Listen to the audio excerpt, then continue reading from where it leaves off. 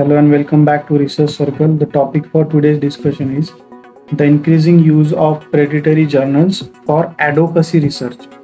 Now, a recent research in the National Review used the term advocacy research to describe unscientific articles published in predatory journals to promote a social or political agenda.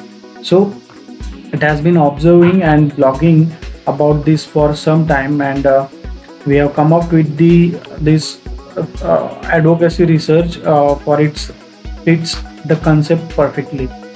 So the National Review article says another trend related and equally worrisome is the increasing frequency of publication of a result of flawed advocacy research. This is designed to give a false result that supports a certain cause or the position and can be cited by activists after a long findings have been discredited.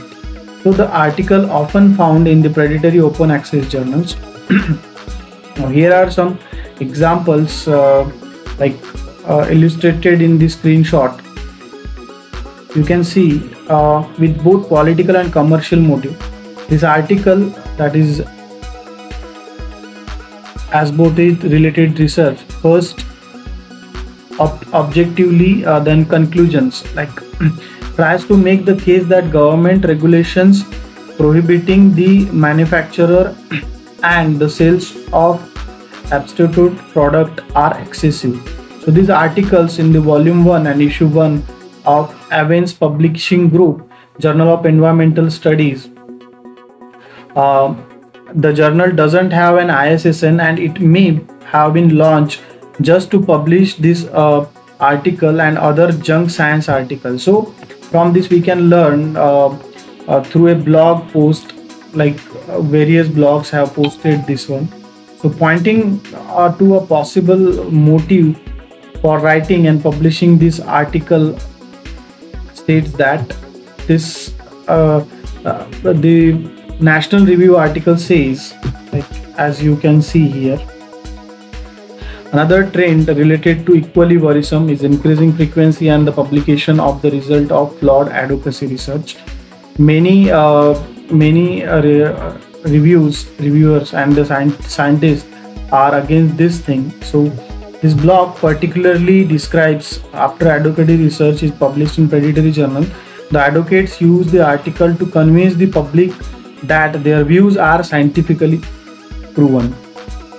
So predatory publishers started out by victimizing individual researchers. Now they are victimizing society at large.